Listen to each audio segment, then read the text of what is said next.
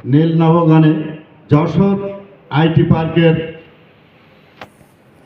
সুদর্শন মিলনায়তনে আয়োজিত কোম্পানি কর্তৃপক্ষের ব্যবসার প্রাণপুরুষ এবং আজকের এই মিটিংয়ের মধ্যমণি আমরা যাকে অত্যন্ত গভীরভাবে অনুভব করি সেই আমাদের প্রিয়জন জিএম স্যার, সম্মানিত ম্যানেজমেন্টের সকল সদস্যবৃন্দ, আমার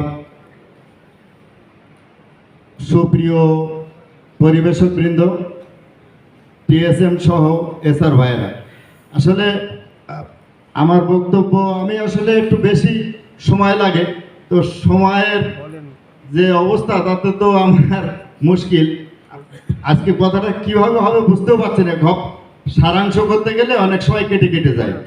তা আমি প্রথমে শুরু করি আর এসআর আর টিএসএম ভাইদের দিয়ে, যে আমি গত 2 মিনিটে বলছিলাম যে মানুষের দেহে কয়টা মাংসপেশি থাকে, এটা কেউ কি বলতে পারবেন?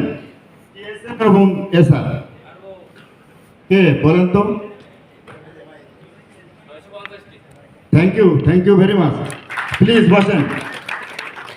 আমি এই জন্য বললাম যে আমরা বলি কথা, কিন্তু ওই বকা উল্লো বকে যায়, শোনা উল্লো শুনে যায়। আসলে এই 650টা মাংসপেশির বলার কারণ হচ্ছে আমি ইতিপূর্বে 2 বার বলছি, অথচ মনে হয়তো একজনের অথবা উনি জানেন। তো এই 600 মাংসপেশি আমরা যেরকম চিন্তা করি সেরকম রিয়্যাক্ট করে। তাহলে আমি যদি চিন্তা করি, এক্সাম্পল, যে আমার টার্গেট দিয়েছে 5 লাখ, এই 5 লাখ শুনেই রিয়্যাক্ট শুরু করলাম যে পারবো না। আপনি বিশ্বাস করেন আপনার কোনো অবস্থাতেই সম্ভব না আপনি অ্যাচিভ করতে পারবেন। আর এই শোনার পরে আপনি যদি মানে চিন্তা করেন যে আমি পারবো, তাহলে আপনার এই মাংসপেশি অর্থাৎ 650টা মাংসপেশি রিয়্যাক্ট করবে এবং আপনাকে ফিডব্যাক দিবে যে আপনাকে এইটা সাকসেসফুল করার জন্যে। সুতরাং এরকম একটা বিষয় আছে। আমি এই কারণে বললাম, একটা এর ব্যাকগ্রাউন্ড দেওয়ার জন্যে। আমাদের এই গ্রাম এলাকায় বলে গাই গরু জানেন কি সবাই?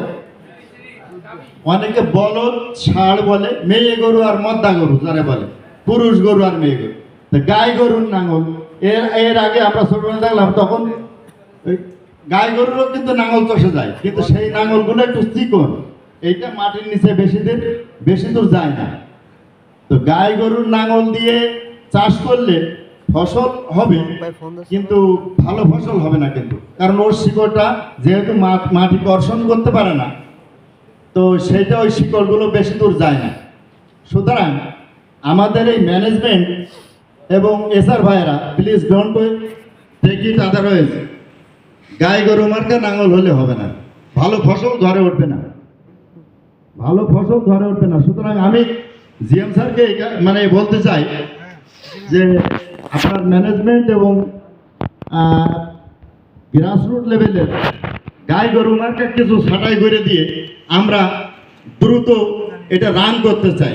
এই কারণে আমার আবেগটা বেশি। আমি জিএম সাহেবের সম্ভবত প্রেমে পড়ে গেছি।